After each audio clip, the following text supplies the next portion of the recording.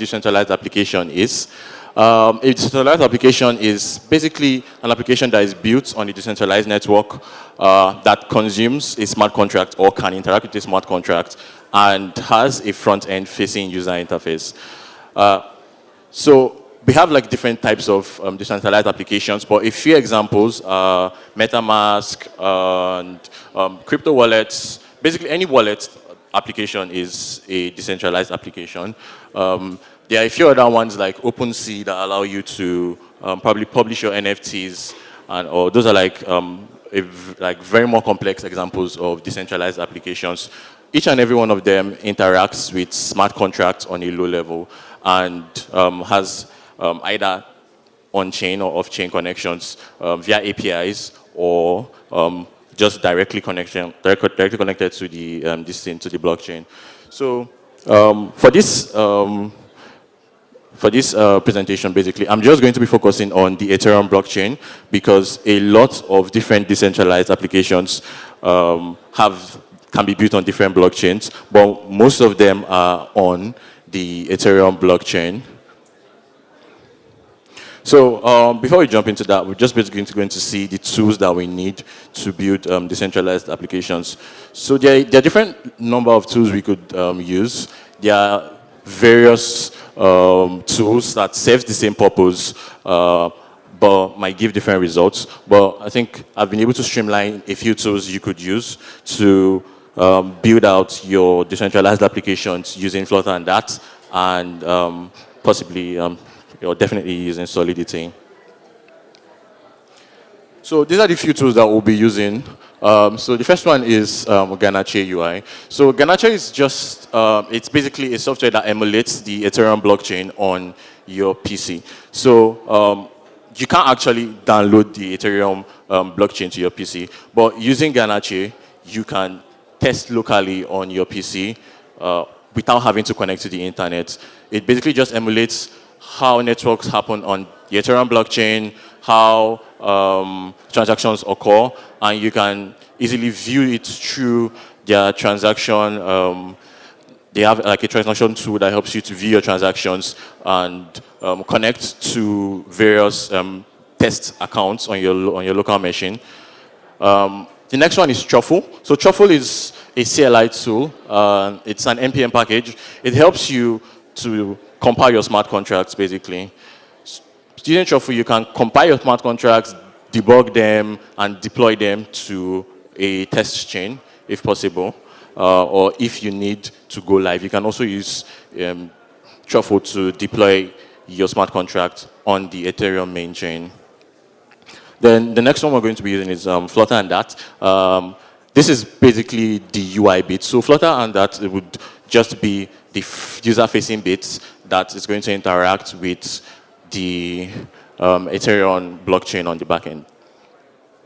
Then we're going to be using MetaMask as the user's wallet. So MetaMask is just a very simple Ethereum wallet.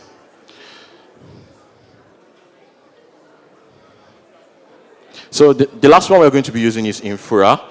So Infura is basically an API service for the Ethereum blockchain. What they do is that they provide you keys, and with these keys, you can easily access the Ethereum mainnet and testnets, and also the IPFS APIs. So IPFS is basically like a file storage system that is decentralized. Just think of it as probably a Google Drive, but this Google Drive is not stored on one user's device. So it's basically multiple people's drives interconnected into a network.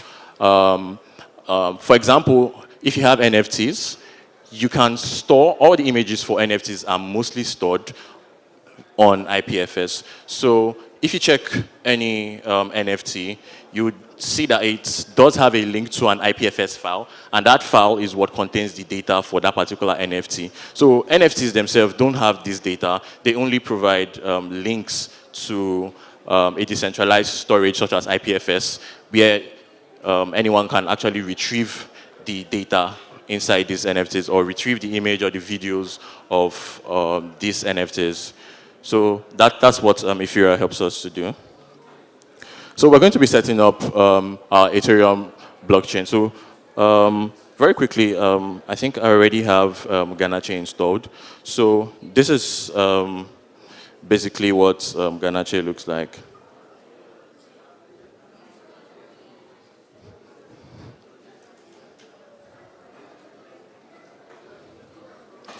So this is basically what Ganache looks like. You can easily just spin up your own Ethereum blockchain straight from the UI tool. So immediately you click on that, it generates multiple test accounts for you locally on the Ethereum blockchain, on your local blockchain.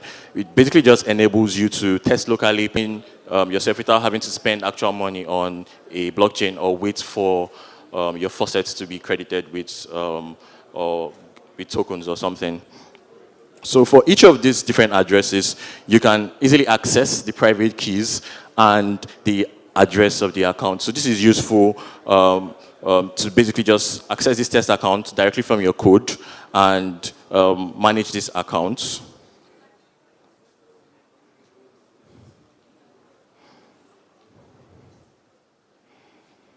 So we'll quickly be jumping into how we are going to connect with this application from that. So we have a bunch of different application packages that we can use to communicate with the Ethereum blockchain on that. But the most commonly used one is the Web3 DAT package. And this package was built specifically to help you connect to a Web3 client. It's basically a port from JavaScript of Web3.js. I don't know if we know Web3.js. It basically just enables you to connect to an API like Infura or Ganache, and using that API communicates with the Ethereum blockchain through the RPC, JSON RPC. So it basically creates a client, and using this client, we are able to access an Ethereum account with your private key and perform actions using that account.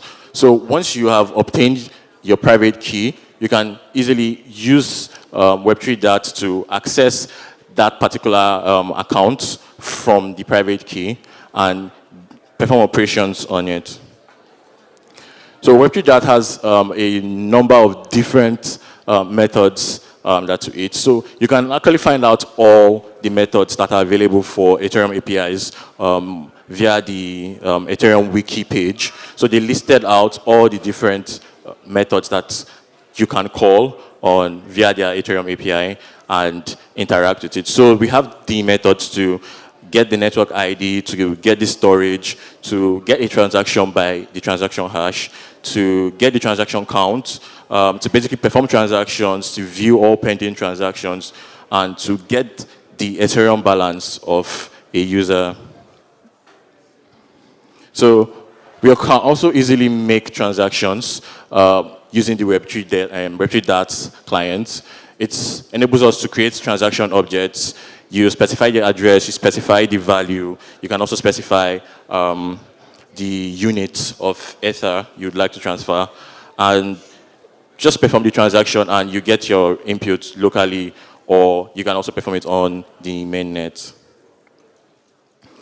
So the last bit is smart contracts. We'll be mostly be talking about this in respect to building Web3 decentralized applications. So a smart contract is basically a program that runs on the Ethereum blockchain. It's basically a bunch of code that has been pre-written and that currently lives on the Ethereum blockchain. This particular block of code can execute transactions on the blockchain and give outputs to the users. So basically, it's like, I say like a deployed backend, but not necessarily on any server, but it's mostly just hosted on the Ethereum blockchain. So smart contracts have functions and events, and they also have states. So smart contracts can also be written in Rust and Solidity. So this is just a basic example of how a smart contract looks. This is a smart contract written in Solidity that basically just takes in a user's name, a user's email, and an option that the user has updated that email, and basically just returns the user object and saves it to an array of users. So for you to be able to write smart contracts, you first of all have to study, understand Solidity or Rust. I think there's another language that enables you to write smart contracts, but the two popular ones are Solidity and Rust. So this final bit is basically if you would want to deploy your smart contract or your definitely your smart contract to the Ethereum blockchain, or if you'd like to interact with the Ethereum mainnet or the Ethereum testnet. So Infura gives you their API keys that enable you access the Ethereum APIs directly, the Ethereum network directly, and perform transactions, retrieve data from the Ethereum network, and basically just enables you to access all the different test nets and mainnets. So that's basically my presentation. But I have more like an on-hands coding session that I would like to show you. So very quickly, we'll be creating a test application.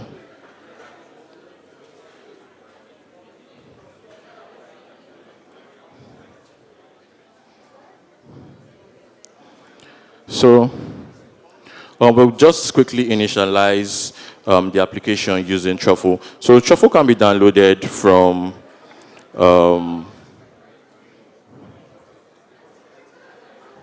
trufflesuite.com.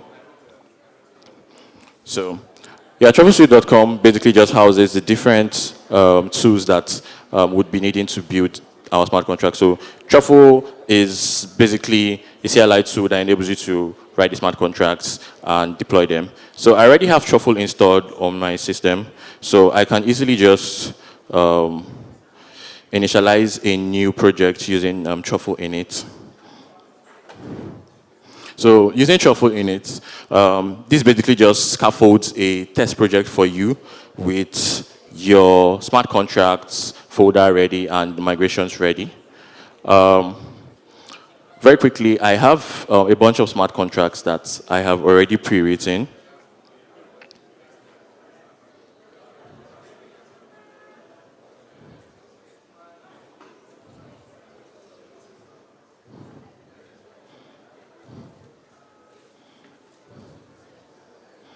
So it's so I have 3 smart contracts here. One of this is the user ledger smart contract. This basically enables you to get a user's data, like I've showed before, to store that user's data on the blockchain and easily access it later. So I've only written one function here, and that function is to update the user's data. And I have another smart contract that does a similar thing, but instead it just saves the balance of a user on the blockchain and adds it to a list. Then I have the third smart contract that basically just compiles or comprises of the 2 different smart contracts, and it basically just uses their code inside another function and houses that. So the ledger updater, it's basically a smart contract that enables you to update the user's data using the user ledger smart contract, and also just gives tokens to that same user using the update balance function. So if we were to compile this smart contract, what we'll just easily do would be to type in truffle compile.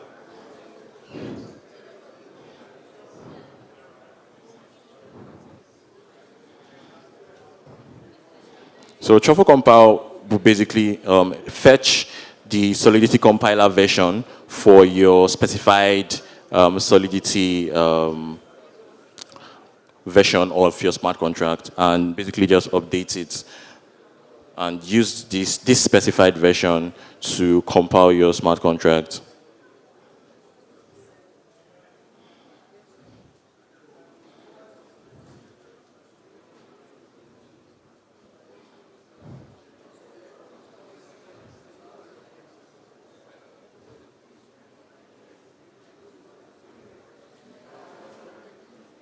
So I think it's going to take quite a while for that to fetch that. Um, but while we are doing that, I would definitely just want to instantiate or create a new project, a new Dart project. So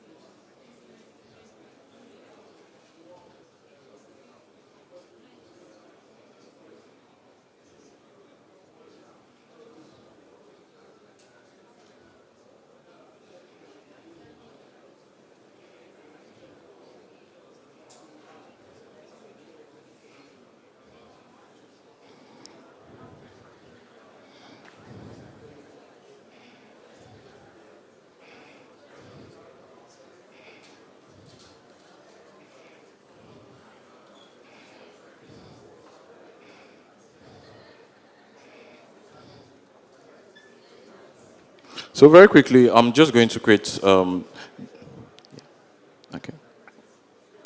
So I'm just going to create. I'm not sure why it's not compiling here, but I think it's because it's a new project. So I already have like a project that's existing that contains this same code. So I'm just going to display that instead. So um, when you create a dat project, you can easily just add your Web3 package, and using this Web3 package, you'll be able to access the blockchain. So Web3 that gives you the ability to easily access these different functions, connect or create a Web3 client, and then you can easily extract your credentials from this private key that is given here. So for example, if I wanted to connect to this particular blockchain, all I need to do is just to copy this HTTP RPC server,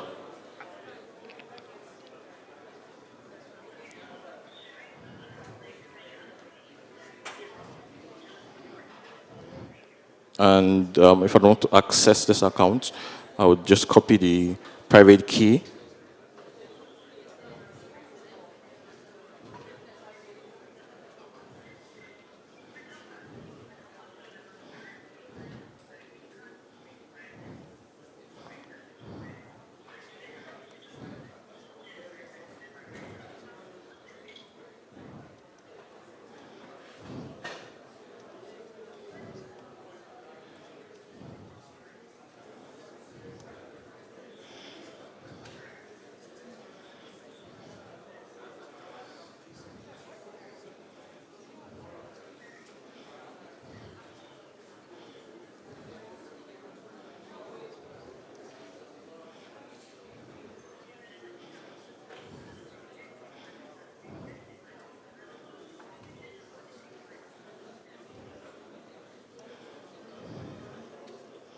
So, yeah, so we've easily been able to access this user's account, and now we are going to get the user's balance.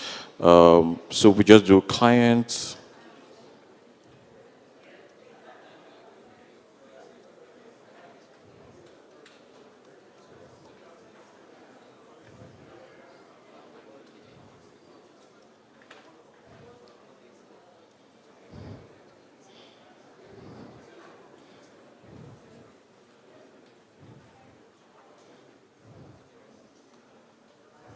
So we're going to get the balance of that particular user using their wallet address.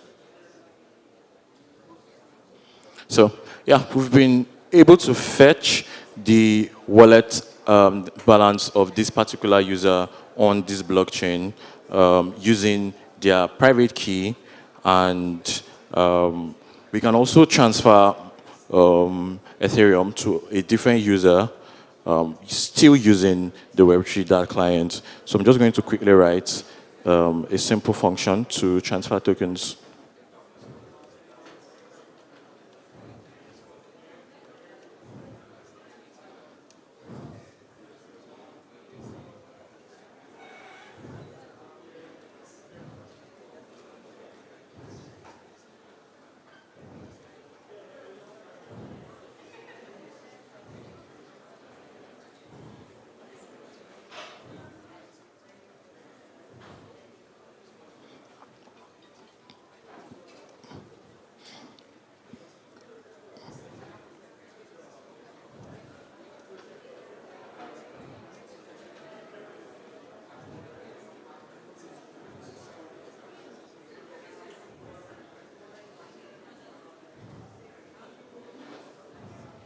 So this is a very simple function that enables you to transfer Ethereum from one address to a different address. So I need to specify the value that I'll be sending.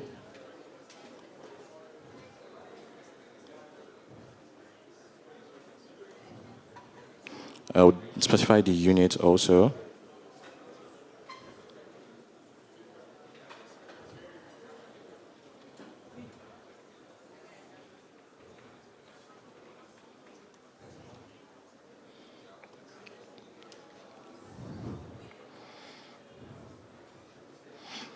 So yeah, we've been able to make a transfer of 50 ETH from this balance to this other balance, all locally on our own blockchain that's hosted on Ganache.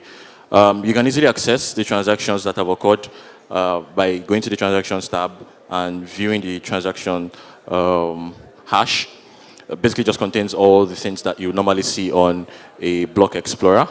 So I believe that this is basically a very simple way to build blockchain applications or decentralized applications using Flutter and that and the Web3 library. So there are a bunch of other different libraries that will enable you add more functionality to your code and access more functions.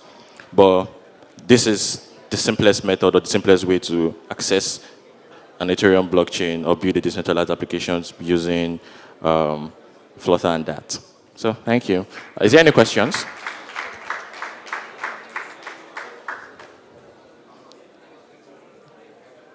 Yeah, don't have any questions. Or does anyone have a question? No. Well, thank you.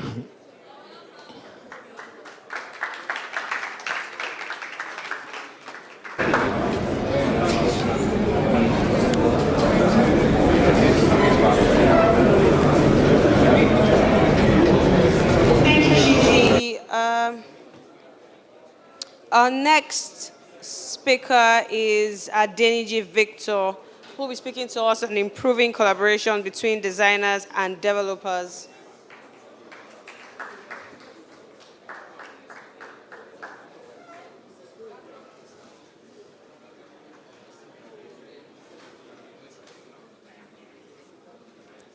Adeniji Victor.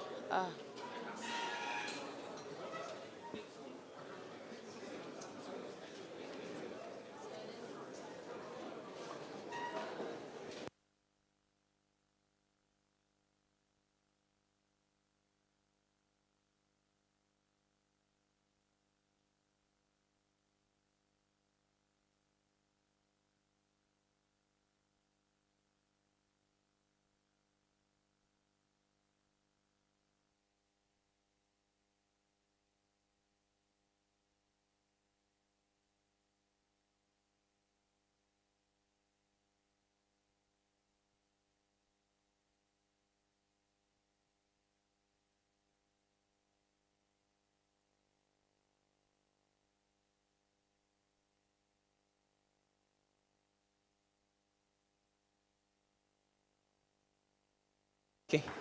Good afternoon, everybody. It's such a pleasure to be here.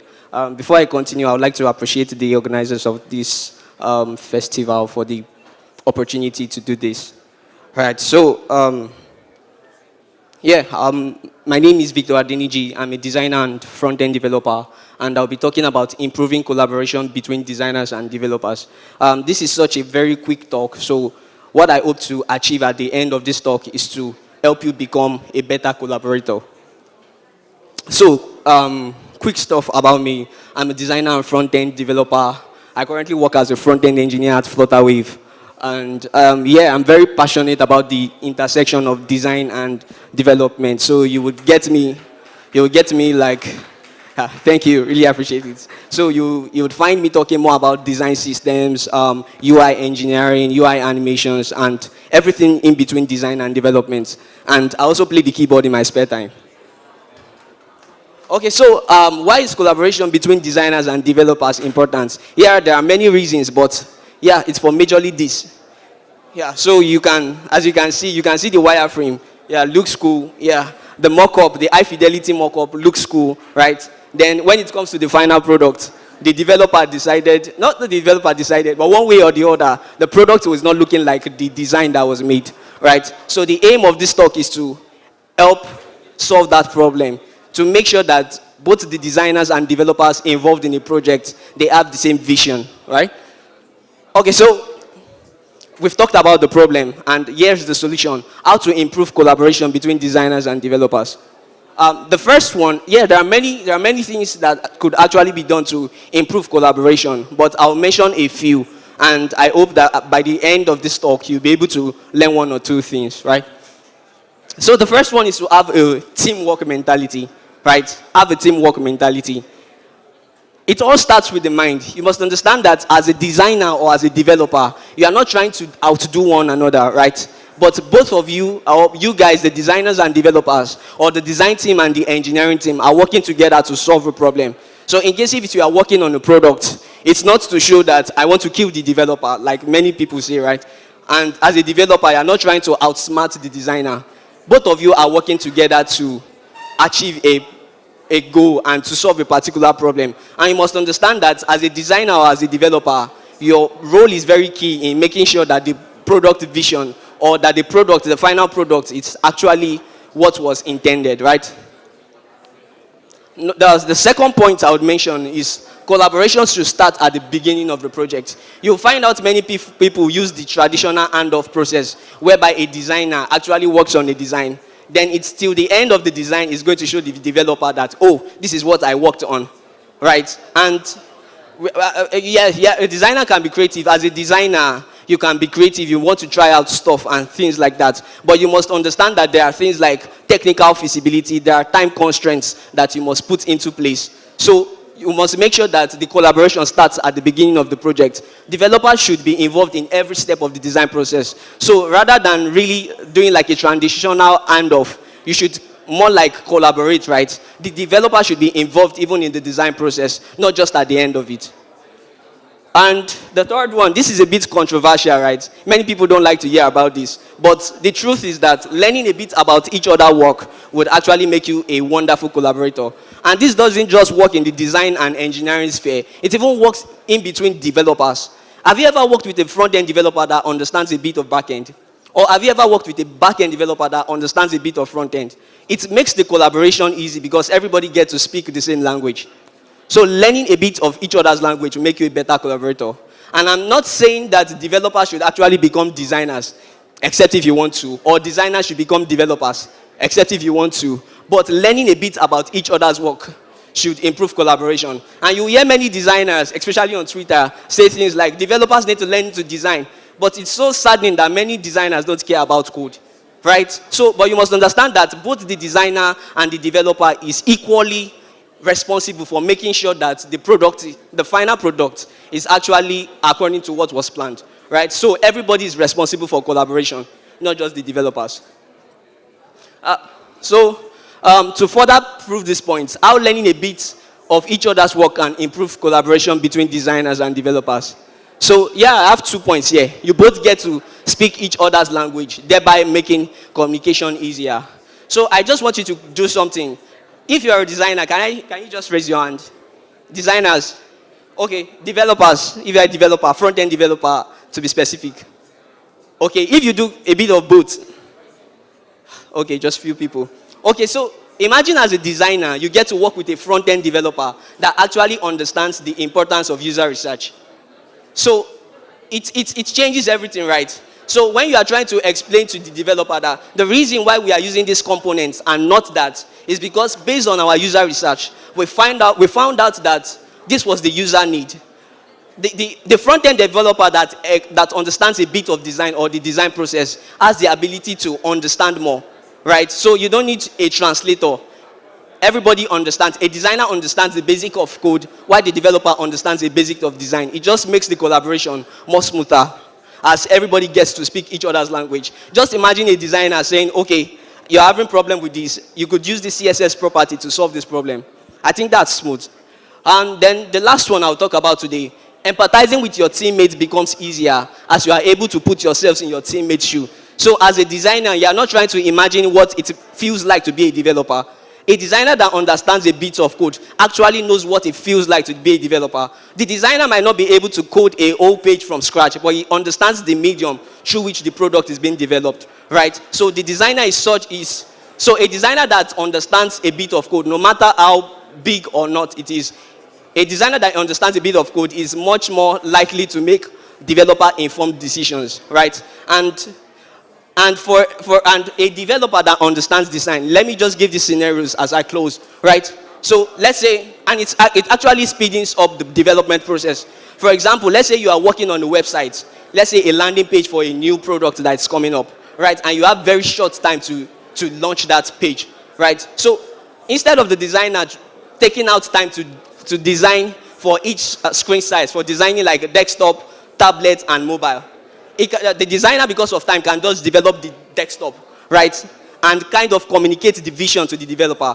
A developer that understands designs will be able to take that desktop version and try to craft both the mobile version and the tablet version, thereby saving more time and resources. So, yeah. Thank you.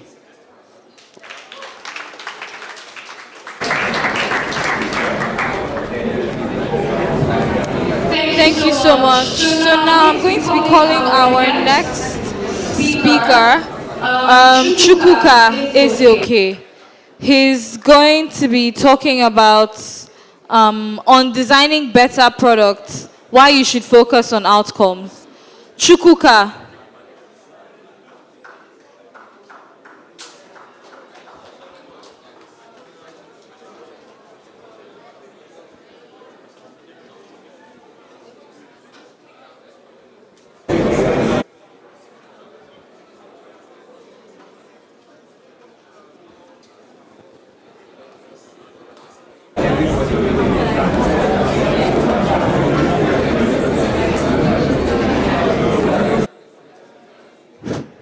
Hi everyone. Good afternoon or good evening.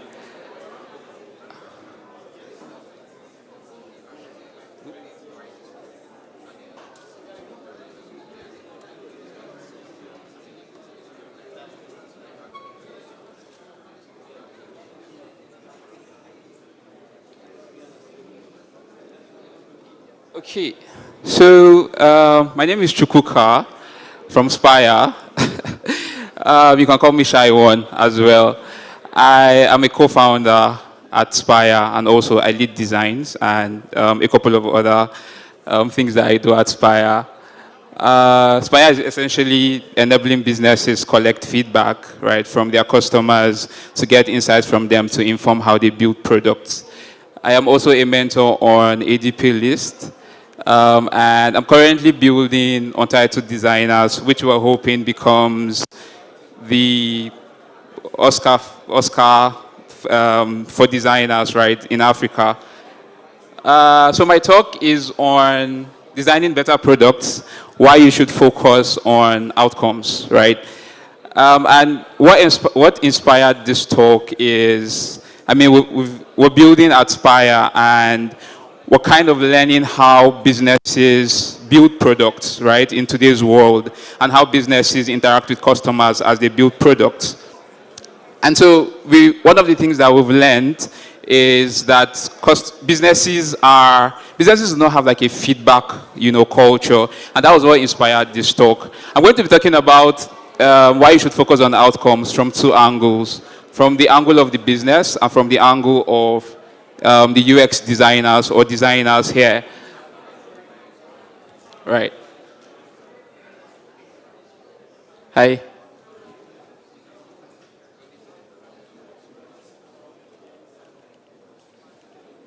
Oh, okay. Don't worry.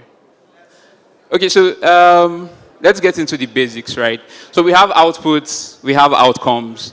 So I'm just going to get into the basics. Outputs are basically what we create, right? These are our products, our services, our features, our content, policies, basically our deliverables, right, at work. And it is what our customers, get to see, or what they get to buy, or what they get to consume from us. Now, a lot of companies or businesses focus a lot on outputs as opposed to outcomes, and I'll tell you why. Right. Now, these are outcomes. Outcomes are measurable changes in human behavior, and we see these changes when we give them the outputs that we have created, right? When we give our customers the outputs that we have created. Because the whole idea of building products, right, is to effect a change in customer behavior. You can't necessarily know when your customers' behaviors have changed if you keep measuring just outputs, which is basically what a lot of businesses or companies do today, right? Outcomes tell us when and if we've delivered something valuable or not. Now, because a lot of emphasis is on outcomes, right, things that we do at work, we can't really measure how these products are, influencing our customers, right? And that is the key thing. Like, if your products are not influencing your customers, it probably means that you're not growing or you're not scaling or you've not found like a product market fit. So yeah, a lot of businesses, a lot of teams, a lot of people who build products mistake outputs for outcomes, right? And they're not the same thing, right? Outputs are basically what you can see and experience. Those are the things that we build, our deliverables, our work basically. And not just for designers, but like every other person, involved in building products in a company, from marketing to sales, etc., right? They all have different deliverables. Those are the outputs. Outcomes are what we get out of these outputs that we put out, right? So basically, why is this thing valuable to us? Or why is it valuable to our customers? Why should our customers use them? So Peter Drucker says, if you can't measure it, you can't improve it. A lot of the time, we sort of measure outputs on an individual basis at work, right? So with everybody on our team for evaluations and promotions and all that, we sort of measure outputs. But those are like the wrong metrics that we're measuring. We're supposed to measure outcomes, right? We're supposed to measure how what we've done, what we've built, what we've designed is influencing our customers, right? So if we say we want to increase sales or we want to increase subscription on our products by 30%, you can't measure that by tracking outputs, right? You can't measure that by the number of iterations that designers have done or by the hours of codes or the lines of codes that developers have pushed. You can only measure that by measuring how many people have actually, subscribed over and over and how many new subscribers you have gotten, in the month or in the quarter. And it is only outcomes that can help you do that. So why not outputs? So again, outputs are not measurable, right? In the grand scheme of things, while you can measure outputs for things like employee evaluations and promotions, in the grand scheme of things, you can't measure outputs for how your product is performing, right? It is outcomes that you have to measure.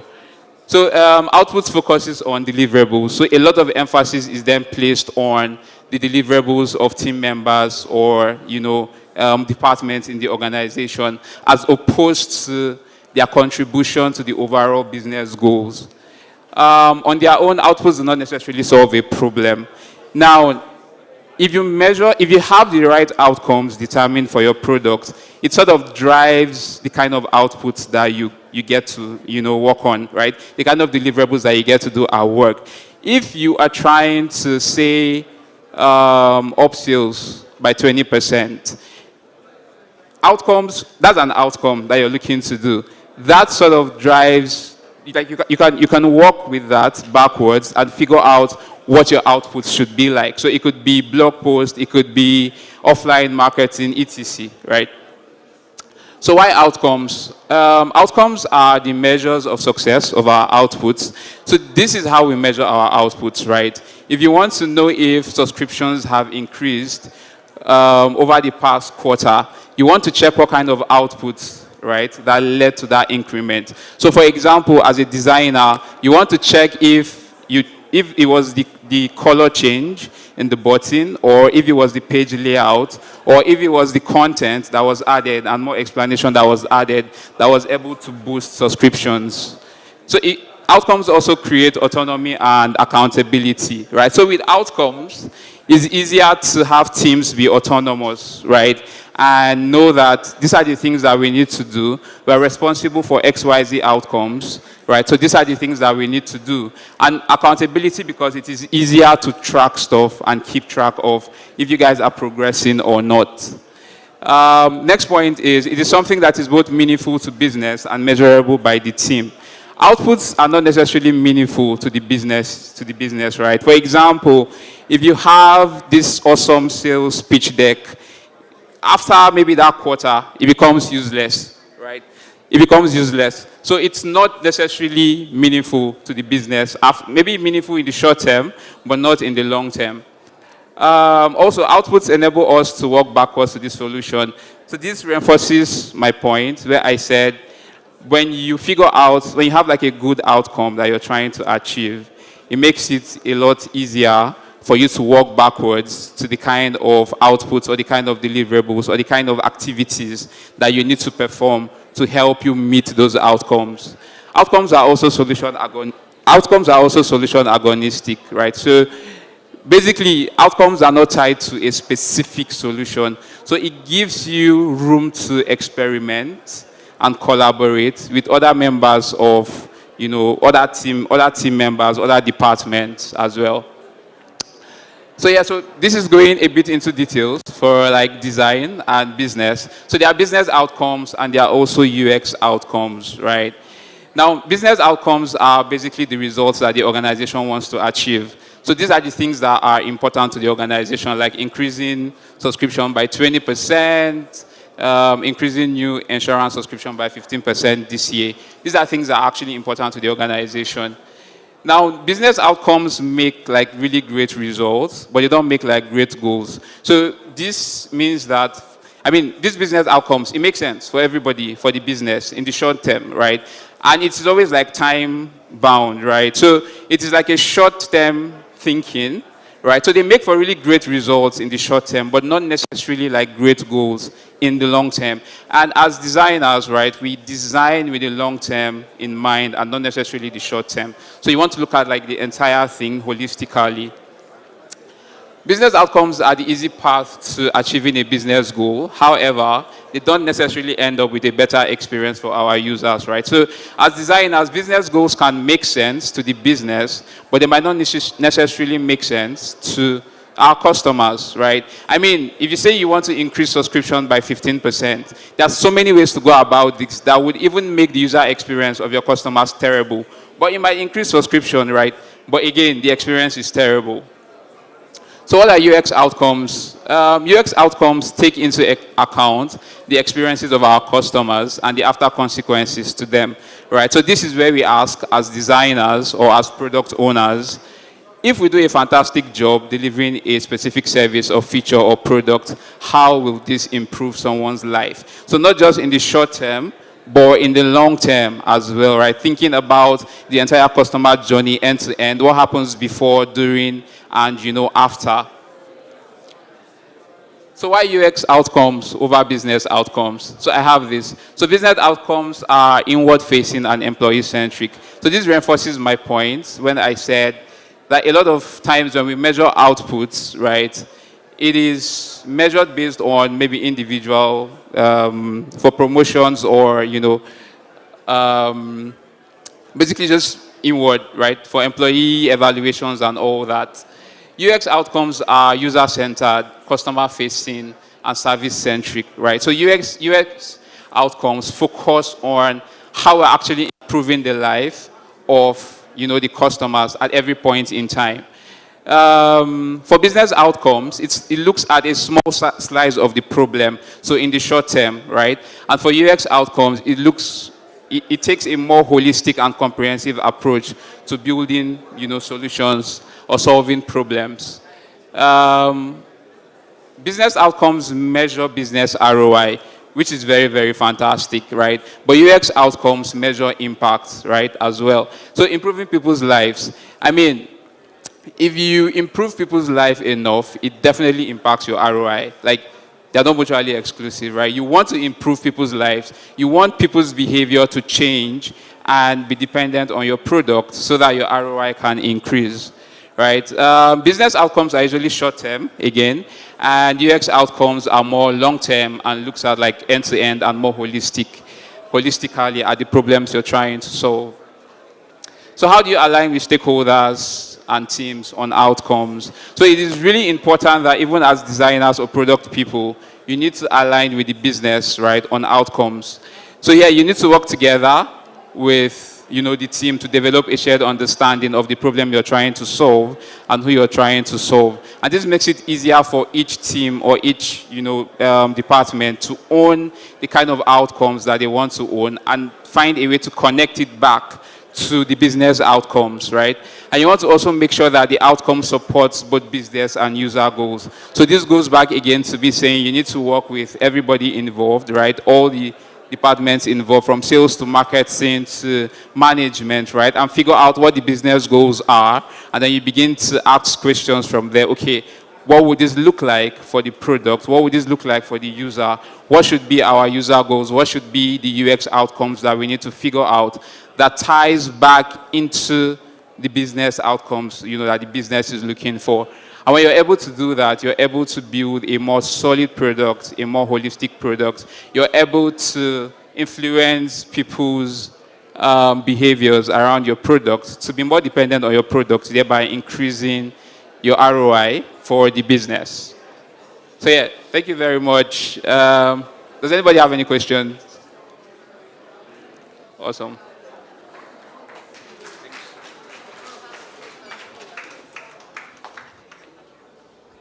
Thank you so much. Okay, so now we'll move on to the next speaker, Israel Adetunji. Israel Adetunji's talk title is What No One Tells You About Excelling in Tech. This should be interesting. Israel, please, round of applause.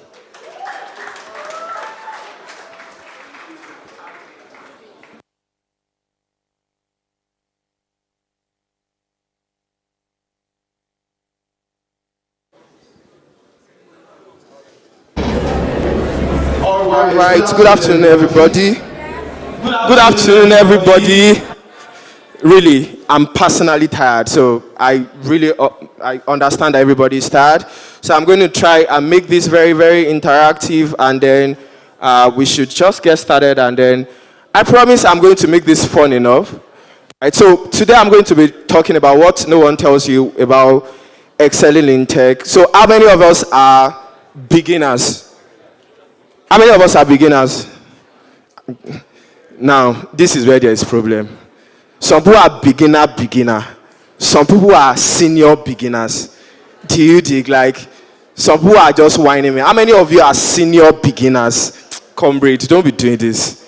Like, it's probably an intermediate person, right? So, and I think they are still trying to load up this. Oh, we are good. Oh, chill. All right, so I'm just going to get started. What no one tells you about excelling in tech. Fun fact, I decided to use this art because it's in the picture and then let everybody be cool, right? So my name is Israel. I'm a software engineer. You can follow me on my social media, right? So, and a little bit about me. So I'm currently a full stack web developer session lead at Udacity. I'm also an incoming software engineer at Asana. What else? Then I'm also working on a product, Zen Bank, and then that line, I like to speak about what I like to speak about. I can speak about things I like to speak about. If you want to talk to me about movies, I love movies. Who is going to watch Mobius? Coming out April 1. That's good. Yeah, my G. All right, then books, and then music, and then chess. I'm not that very good in chess, but then we can always meet. All right. So what am I here to talk about? You want to chill with the big boys, yeah? So how many of us want to chill with the big boys in tech?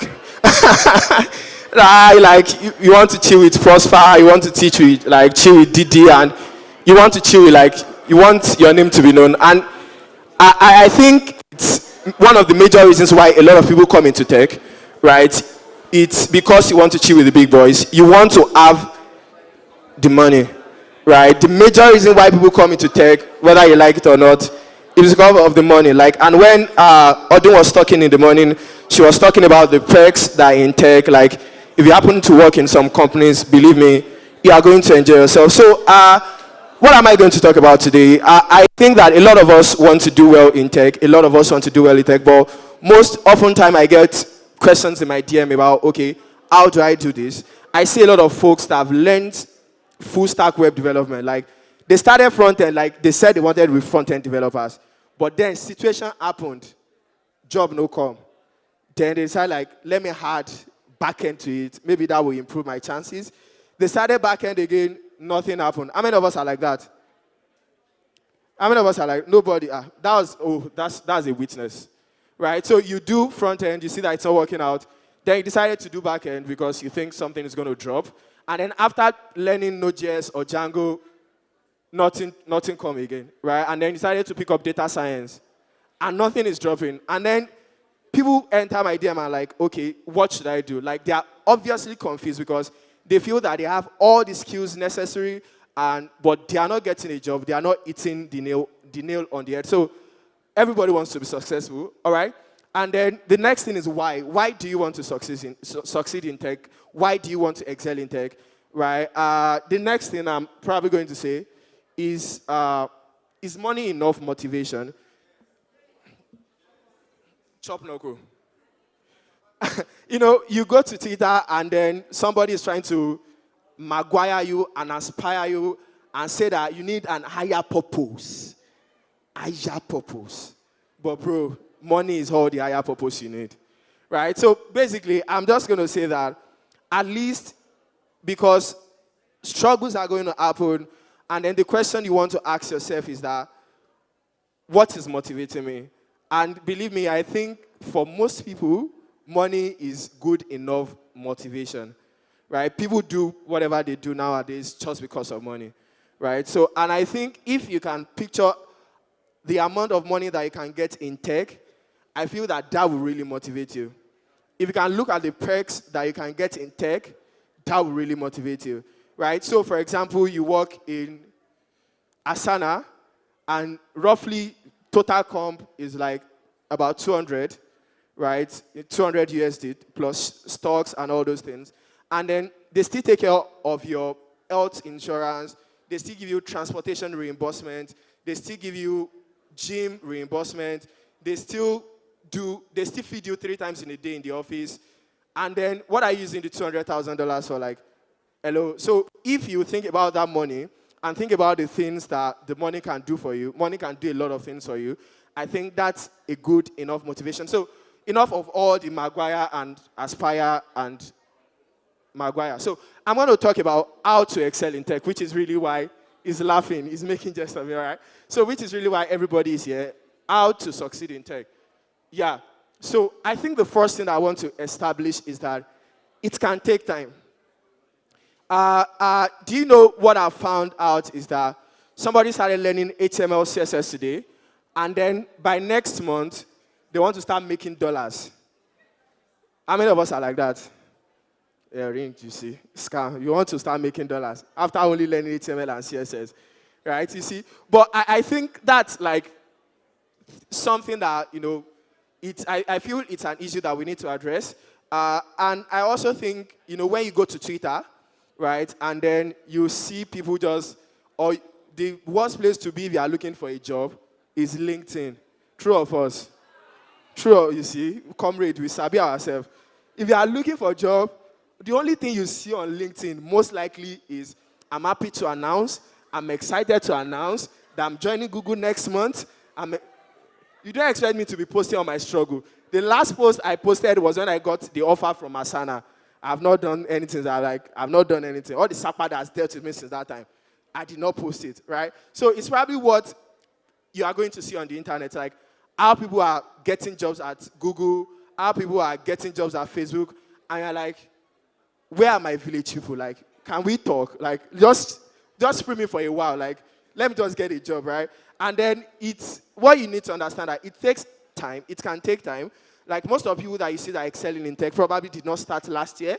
They probably did not start 2 years ago, right? And, when you give yourself that mindset, when you give yourself that opportunity to be flexible with yourself in that you understand that this can take time, right? I think that's going to go a long way, and you don't have to be under a lot of pressure. Then the next thing that I think I want to mention, which I think from the sessions that have been happening since morning, is that tech is more than coding. I know that there's money in software engineering, bro, like there's money. And it's probably, tech is a very, very lucrative platform. It's a very lucrative field in that you can get there and start making dollars, right? But I want you to, I have a friend, she's probably not here. She said if she has to code, she'll probably just be going to Oshodi and go and be selling clothes. She cannot code. Like, coding or Oshodi. Like, if it's only coding, then Oshodi, straight up. Right? So, I know a lot of people don't want to code. And then you just need to make, I don't want to flog this too much. You need to make your research, understand all the options that are available to you. Like, there are a whole lot of things you can do in tech. Try and find out those things you can do in tech. Pick the one that you can do. Like, some sessions I've talked about transferable skills. There are some of you that you are good with human relations. There's recruiters. There's PM. Like, there's a whole load of things that you can do. So you want to pursue that. You want to check those out, and then you want to do that. All right. The next thing is, all right, this is very, very important.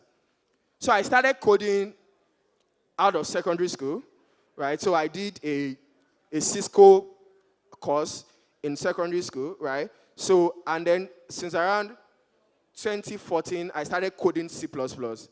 But then, I did not know what I wanted to do with my life. Like, I didn't know what I was supposed to learn, right? So, I started C++, and then I was just participating in Google Hash Code, like, nothing more. Like, I didn't know what to do.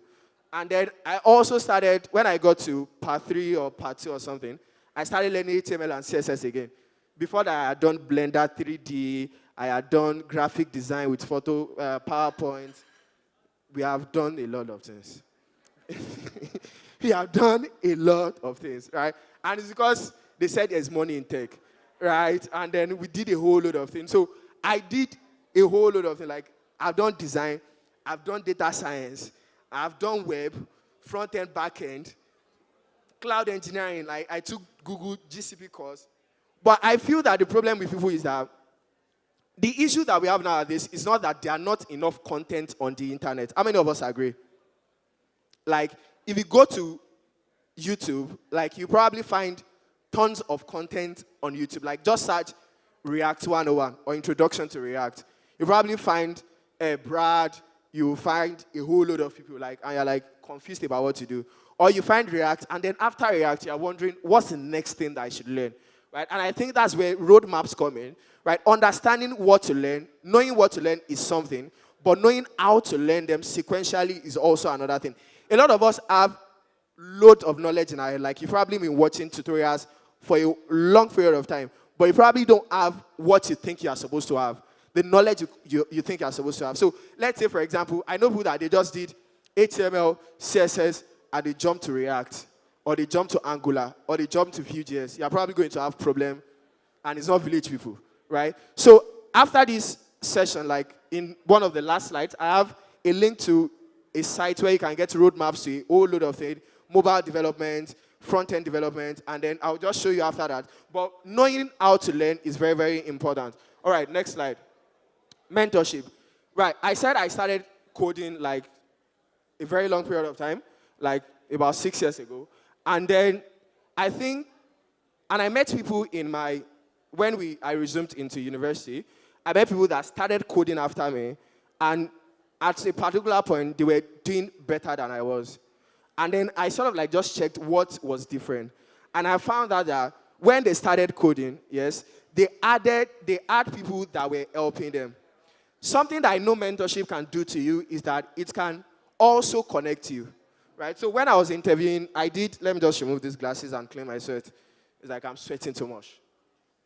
All right, I was sweating too much. So I had a folk that works in, interesting. I had a folk that works in Google. So it sort of like put me through how to interview in Google, mentorship in Google. So I think you can meet people that you feel that are top tiers in this conference, try and collect their numbers, ask them how they did it. I think that's very, very important. Knowing the things that, it's not necessarily about doing one thing, one step after the other, but understanding the systems that worked for them. Right? I think that really go a long way. So mentorship, I'm about to be done. Community, find solace, grow together, build together.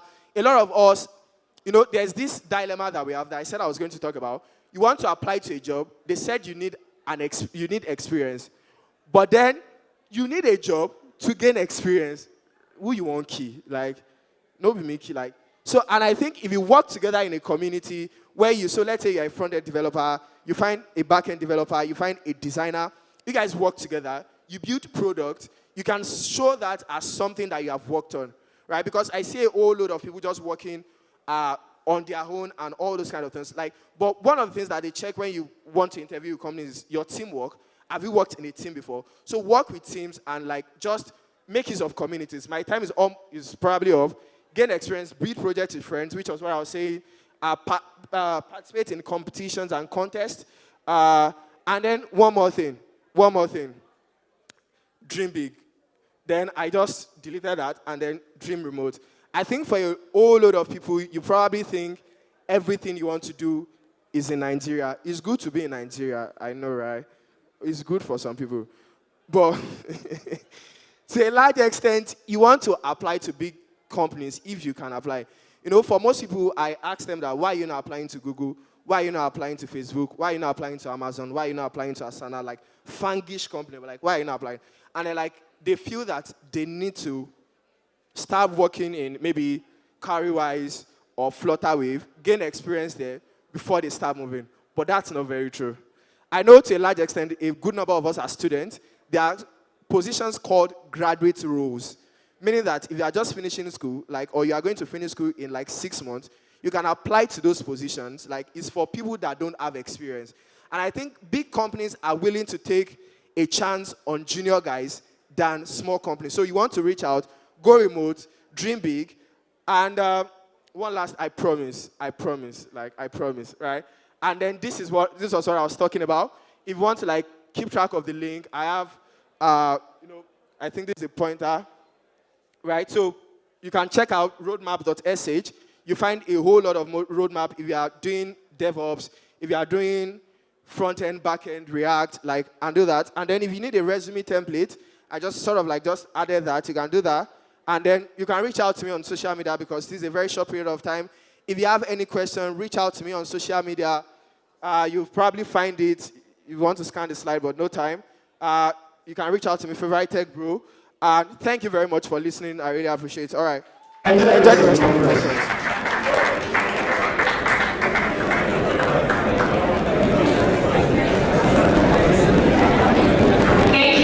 So much, Israel. Thank you. Okay, so now we are about to have the next keynote speaker. So please, if you are at the back, start coming forward, take your seats. We're about to have the next keynote and then a final keynote, and we're done for the day. So please start moving forward so that we can do this quickly and we can all get food and go home. But before that, when I said that we were social and you should tweet, GitHub, and OSCA, how many people tweeted? Fantastic. So I have 28 Twitter handles here with me, meaning that I have 28 people that want something today, courtesy GitHub education. So please pay attention because I might just call your name right now. And also check the timeline because it's going to be tweeted, so you might just get a mention. So I'm calling the winners for the GitHub and OSCA tweets, the tweets with the highest likes. And I'm going to start now. So we have Usma M, Jorn, Aji Mitch, Noble Guy Nuni, Aziz Ibrahim, Code Boss, Balot Ofi, Anya Umorin, Oluwag Botsi, Favor Adeshino, Velda Kiara, Tosin Esther, AG_Tokpe, Ahu Oiza _ Michelle AD, Dorcas_BD, Slimmy _T_, Shubola UK Dev with 2 V's, Bex _ Blossom Babalola, Temi Lolua is spelled like in a different way, Olabode _MO, Dev Yoma, Trish _HHH, Shitu _Olumide _, Joy Abiti, Masinachi Mary. Congratulations, 28 of you. So now I'm going to call on the next keynote speaker, Dimitri Vinik. And the talk title is The 10,000 Steps of Open Source Project Health. Hello everyone, thank you for joining me. This is Dmitry Vinik and I'm a developer advocate on the Meta open source team. Today I'll be talking about open source, or as I call it here, the 10,000 health. I'll be talking about anything that goes into building a high quality project. So let's get started. Alright, thanks again for joining me today. And as I mentioned, we'll be talking about open source project health. And I always like to establish goals for any talks I give. So first and foremost, we'll define gaps in the open source health so we can actually focus on those. Then we'll discuss guidelines when it comes to open source, because I do not believe in dogmas, I do not believe in a very prescriptive approach to anything, especially open source. So I'll only be giving some guidelines on how to approach those gaps that we'll cover today. And ultimately, throughout today's presentation, the most important thing I'll try to focus on is the fact that communication is the key on all steps of building a high quality, very welcoming open source projects. But as I mentioned, I'm a developer advocate on the Meta open source team, where we have plenty of projects we're working with. You can go to our website, opensource.fb.com, where you can read more about the work we do, about our content, about our projects. But more importantly, that I want to focus today is on open source in general. So it's not specific to Meta. And when it comes to open source health, the good question to ask, is there actually metrics that can define the quality of your project? And I'm a strong believer that the short answer to that is no. The long answer, it depends. There is some metrics that exist out there. You know, it can be numbers in the repository, number of stars, watchers, Reddit, Stack Overflow, and other Q&A forums where you can track the discussions, the rate of answering the questions that come up. Twitter and YouTube, those channels where you post your content, you can try to figure out if the overall discussion is positive, or maybe people are finding some valid criticism of your projects. And there's also something called Orbit model that it's a startup that focuses on trying to actually quantify and build better communities out there. So I invite you to check it out as well. But honestly speaking, rather than focusing on numbers, what I'll try to take here in this presentation is the more conceptual approach. And that's why I mentioned I'll be focusing on guidelines rather than giving you prescriptive phrase saying, you know, hit 1,000 views on YouTube for your project and you're golden. That's not really the key. The key is the set of guidelines that I'll be describing today. And as I mentioned before, I'm not really focusing on Meta specifically. I'm building on top of the experience I've gotten by working with the projects at Meta and outside of the company. But more importantly, I believe a lot of the things I'll mention, they're still applicable to most projects. That being said, I still take into the account larger scale projects, beyond a single person. Maybe it's a team of 12, maybe it's more, doesn't really matter, but still, I'm thinking with the scale in mind. So in general, when it comes to open source, what I believe there are 5 types of work that you can focus on when it comes to improving open source health. And again, those types of work towards improving the open source are planning, branding, documentation, and code-based work. And I like that I really specify the code base to be the last. I mean, you can notice that I mentioned 5. It's actually the last of 4, and I'll talk about the 5th later. And while I'm actually giving a presentation, you can start thinking about what the 5th might be. The planning, and that's where again everything starts, is to start asking a question to yourself or the team that you support. Why do you work on open source? Why do you focus on open source to begin with? Open sourcing for the sake of open sourcing is not the goal. It's not the reasoning to go by. Because ultimately you have to have a plan, you have to have a goal in mind. Potential goals you can think of are recruiting. Maybe you're trying to grow your company, your team, and open source is one of the ways to increase internal morale, but also convince people externally to join you. It can be contributions. You're actually looking for improving your projects. Maybe a community can build additional SDK for Ruby or PHP while you primarily focusing on Java. That's also one of the goals. Maybe another goal is actually branding. Outside of recruiting or even contributions, you try to brand your company as an open source leader and become, again, work towards that leadership and credibility in the open source community. But also it might be simply adoption, growing number of users, while not really looking for contributions per se, but just to get your name out there and the name of your project. But more importantly than anything else, it's really thinking long term. It's always exciting to think about how it all begins, that we're going to make it open source, but keep in mind that it's a life cycle. Ultimately, the project, you might need to sunset it, archive, maybe you're going to move it to a foundation, maybe you're going to keep growing it exponentially year after year, but you have to think about the long-term plans. So that's very important to establish. But more importantly is really, because it's your team that's working on the open source, make sure people are passionate about it. Make sure they're interested, because that's one of the main reasons to do open source. People are actually passionate. They would like to do that to begin with. Another type of open source work is branding. And branding is not just about marketing. Marketing sometimes has not the best understanding in the world. In reality, marketing can actually be a good thing. When it comes to branding towards open source, it really shows your commitment. Things like having a proper name that you researched, you checked the search engine optimization. If you're using some generic word, a generic name that might have been used by some company already, you're probably not going to pop up on the Google search as much as you'd like. Logo, even if you draw it yourself, or maybe with the help of your community, it shows that you cared about it enough, or you committed to it and you're thinking about the long-term growth.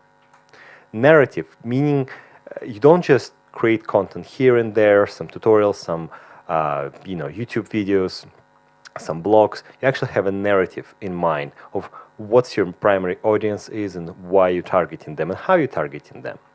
And the social media, things like Twitter accounts, Facebook pages, all those like names in particular, or even package names, really matters. Wherever your community is, you have to know, because that's the space you're interacting in, and that's the channels you have to create for your project. Another type of open source work you have to keep in mind is documentation. Documentation is one of the cornerstones of open source. It's make it or break it of the project, really. I believe there was some analysis out there that showed that majority of largest, the most popular projects at least have a website with documentation, not only a README or some markdown files here and there, actually searchable, accessible website where you can find documentation, contribute to, and read more about the project. And as I said, again, it's great for contributions. People sometimes only think of how do I start contributing, code is too complex, but actually making a PR to a doc can be a great start. Also, you need to make sure that your documentation is searchable. And the reality is, majority of times people go to documentation is maybe it's a quick start, basically get them started, but also more importantly, people go to doc sites to find answer to a particular problem they face. And that's why it's important to make your documentation searchable. That's where websites and tools like Docusaurus or Gatsby really help, because they can quickly create a website, statically generated website for your docs, markdown driven docs, and it's very accessible, it's searchable, people can localize them in different languages. It's a very good tool to build websites. And so it also makes it searchable, as I said. You can also run it by some linters, like Alex.js is a great linter, because it basically finds offensive words that are not making your documentation accessible to the rest of the community. Because one of the things we're trying to achieve is building welcoming community, and projects like Alex.js really help with that. And code base is another type of open source work. And of course, I couldn't just pass by the code itself. You have to have a code of conduct in your repository. Because as I mentioned before, one of the most important things is building welcoming community where people feel comfortable interacting. They know they're not going to be harassed. They know they can be open about themselves, but at the same time, very respectful. README, again, it's where everything starts, where people actually read about the projects, apart from the website. A contributor's guide is another important thing you have to make sure your code base has. People know where to start. Ideally, your project may be so advanced, and I hope more and more projects have that, is the a label, good issue, or sometimes I like to see it in projects as well, where contributors or maintainers they basically have issues that they mark themselves that available for mentorship. So people, beginners in the open source, they can attempt to fix a bug or make a small PR with mentorship and support, close support of those contributors. And again, that's where Contributors Guide can be a good start for people who'd like to become a bigger part of your project. And that's what really defines a good, healthy open source project. And when it comes to PRs or issues, for example, if you're using GitHub as one of your platforms, for that, you can have templates. So you don't have to go back and forth with the person who filed the bug on you. What's the repro steps? What's the actual result? What did you expect? Instead of just assuming the person knows, and that's important not to have any assumptions really, you define a template. So when a person creates a PR, a pull request, they know exactly what you're looking for. When they file an issue, a bug, they know exactly what you're looking for. And that's why it's important to define in your code base wherever it resides, GitHub or GitLab or elsewhere. So I mentioned those four, but the last one that I want to mention, and I wonder if anyone actually pinpointed that by now, it's community work. It's really team-driven, especially my role as a developer advocate. I don't just come in to the open source team and say, I'm going to advocate for you. The reality is, the more important is when you try to have members of your community advocate for you. Your goal is really empower the team behind the project, the community behind the project, produce the content on its own. So you can provide as much support as you can as a developer advocate in my case, or just a member of that community to create content, to create blogs, to create videos, to just make Twitter threads, whatever it is. That's the community work that's team-driven, and that's essential. Focus on content. The more content you have, the more searchable your project might be, but also the easier it is to get started. The majority of content I like to see is kind of a basic 101 content. Advanced content is also great, but getting started, having a very good templates, ELI5, like a project we have at Meta Open Source, where we explain very complex projects in just under 3 minutes, under 2 minutes sometimes, in the terms we believe 5-year-olds would understand. That's really the key there. Community space. Create a place for your community to interact with one another. It can be, it can be Slack, it can be Twitter, it can be Discord, wherever else you like. Just create that space where people have a place to discuss your project. But more importantly, you still have to make sure people follow code of conduct there. So again, they are feeling welcomed. But again, the key is communication. Over-communicate other than, don't say what's happening. That's why it's important to talk to your team, to talk to your project contributors and users. So if you're not looking, for example, for contributions, it's totally fine as long as you make it clear to your community. Make that clear, maybe in the README, maybe in your communication channels. But always, thrive for more communication with your project. So I know it's quite a short presentation here, but my call to action for everybody is focus on communication. It really will lead to better project health, better project quality. Know your community, know where they are, what space, what channels they use, Twitter, Facebook. Some people use email for the majority of their communication. Know about that and know where you can interact with those people. But even though I mentioned there is no concrete metrics you can pinpoint, still try to collect it and see, maybe you'll see patterns, maybe you'll see some changes and spikes in sentiment analysis of Twitter mentions of your projects versus alternative project, your competitor. Really it helps to just collect that metrics as well and see on a case-by-case basis if there is actually a benefit to you.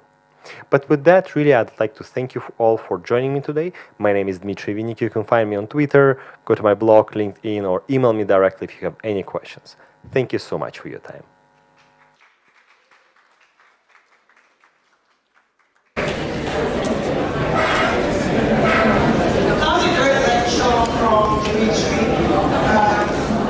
So guys, I'm sure you already know who our next speaker is.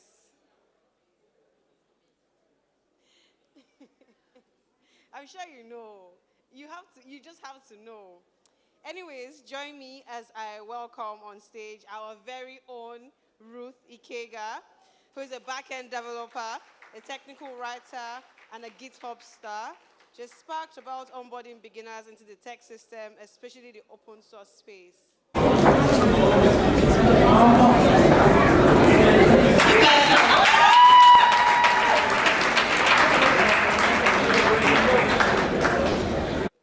Hi, everybody. Nice to meet you all again. I kind of like attention, so I feel you all can come forward or pay attention.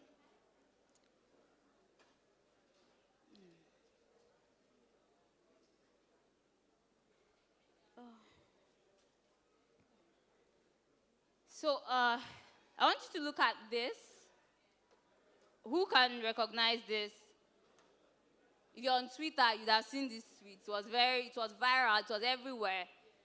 Everybody could relate because all your superstars were there. When like this, I think it went out in January, and I could relate so much to it because the superstars that were listed in these tweets, when they made their tweets, they were not stars. So I could relate so much with it.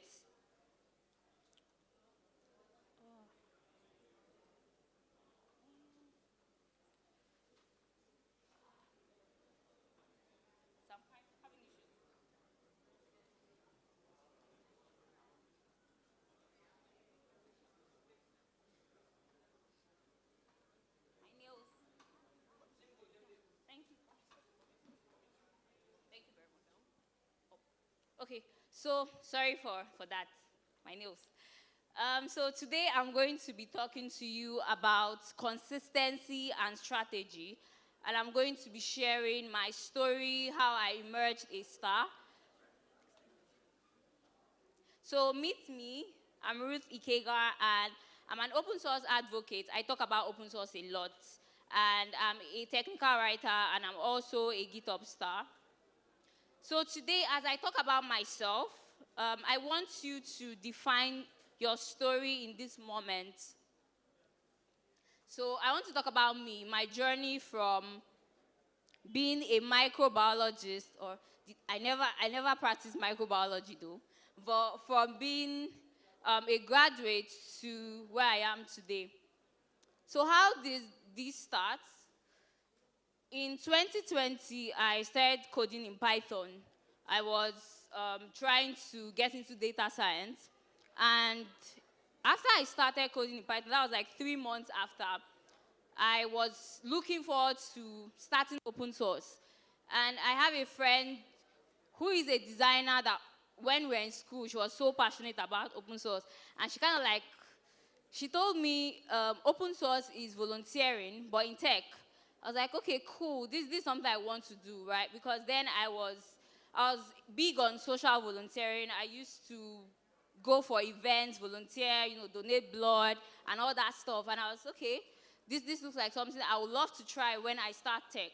And yeah, when I started tech, I came back to her, and her name is P. She's one of the awesome organizers of this event. Shout out to Perry. So I started looking for projects I would contribute to. And I found OSCA. So OSCA here means Women of Open Source Community Africa. So OSCA is an initiative from Open Source Community Africa and She Code Africa. So they came together and they wanted to bridge the gap for women in open source in Africa.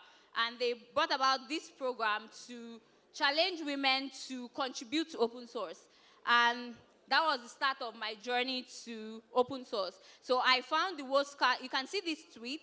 I made this tweet, if you can see the date correctly, I made this tweet June 20th, 2020. So this was like a workshop to launch the program. And thank you to the facilitators, Ada, Favor, and Zainab, because I made the tweet, and you can see I just added my name to a repository. And the tweet got so many engagements, got like over 202 engagements with so many persons congratulating me, welcome to open source, because that was like my first contribution.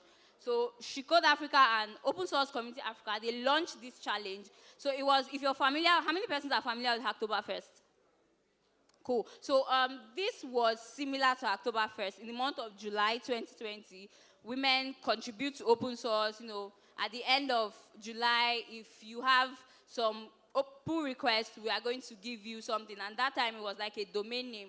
And I was so eager to get a domain name because I wanted to create my own website.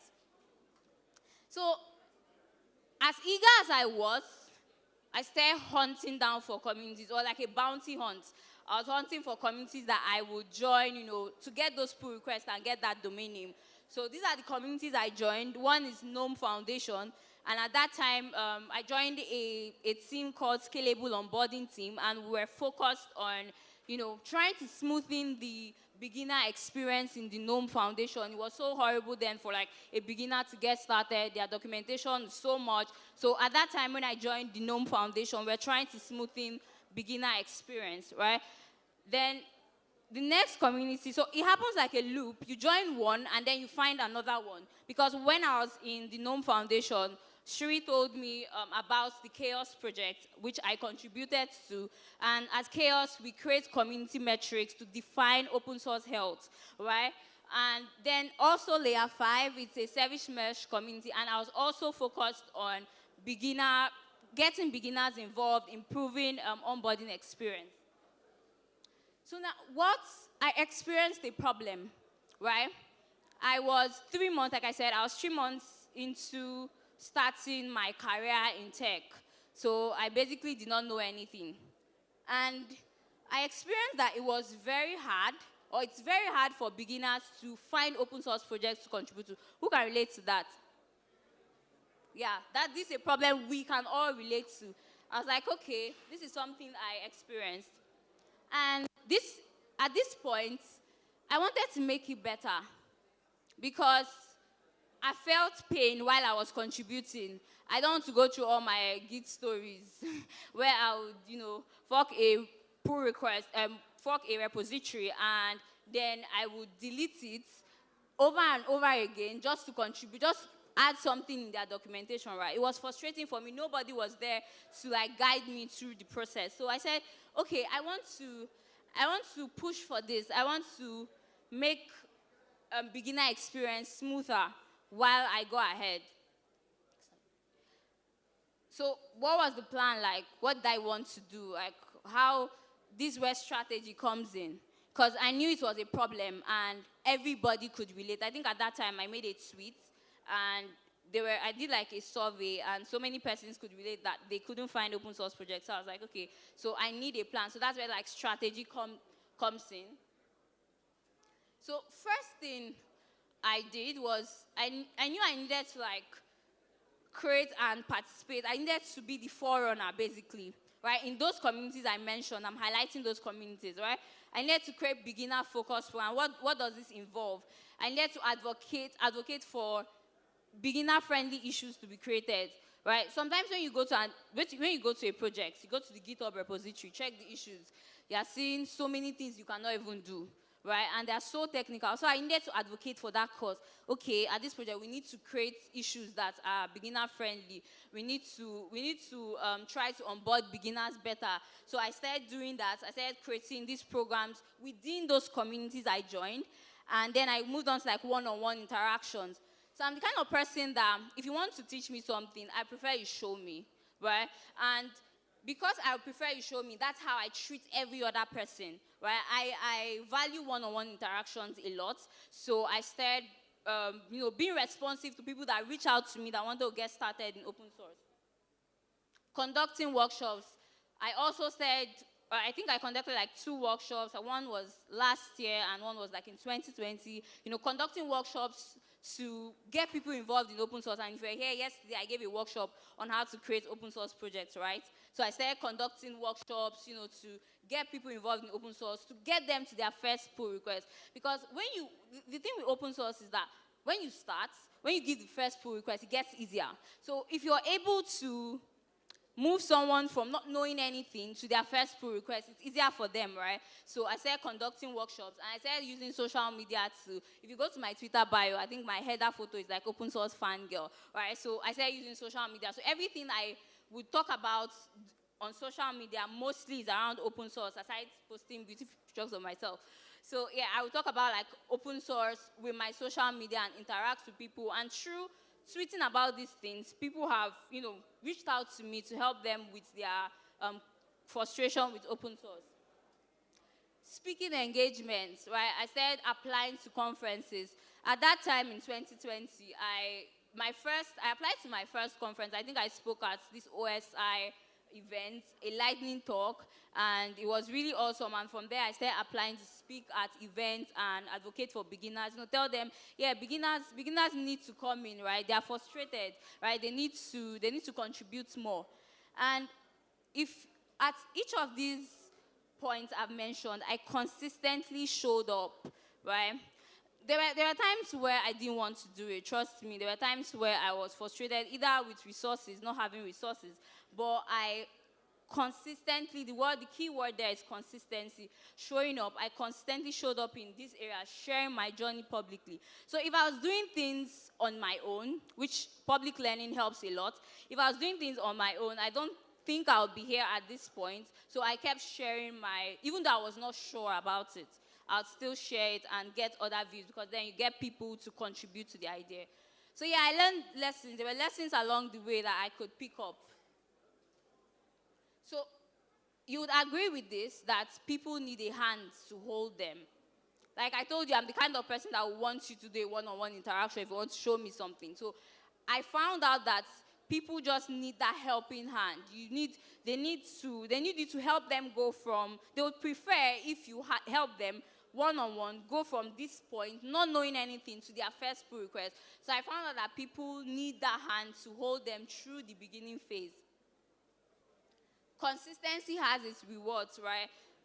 Like I said, I consistently showed up in these areas, and it helped me improve technically, right? From giving virtual talks, I'm standing here giving my first keynote, which I have improved technically over 2 years.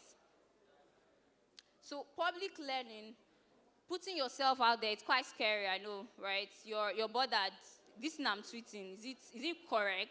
Right? Will people listen to me? Will people, say I'm saying rubbish? There are sometimes people will do that. People will even go further, come into your DM to say those things. But you should focus on the positive side of things, right? Because you get to learn better. You get to build your network. I've met so many persons at OSCA Fest today that I have been interacting on social media, and it's awesome. So you get to build your network, and network brings you opportunities. You get more opportunities. So this is the interesting part. So I want to talk about what this strategy and consistency has gotten me over 2 years. So I want you to look at the dates. So that's 2020, right? I started coding March, and in 8 months, I was awarded a GitHub star. And I didn't know at that point that I was the first female from Africa to be awarded that recognition. And it was so good because I found myself in the midst of people that were 10 years in their career. Right? And that made me feel so loved and welcome. And how did this come about? People saw what I was doing, right? They saw me putting myself out there. They saw the energy that came with it, and they nominated me to be this. When I became a GitHub star, I asked one of the someone in DevRel team. So what was it? What was it about my application that was interesting? She told me that they were so surprised the short time I was able to accomplish all these things, right? They were so surprised at the short time. And what was the magic to short time? It was just consistency and constantly showing up and making sure I had a strategy to move forward. And also, GitHub stars, like you get to renew it every year. And I was also awarded a GitHub star in 2022, so I'm still a GitHub star.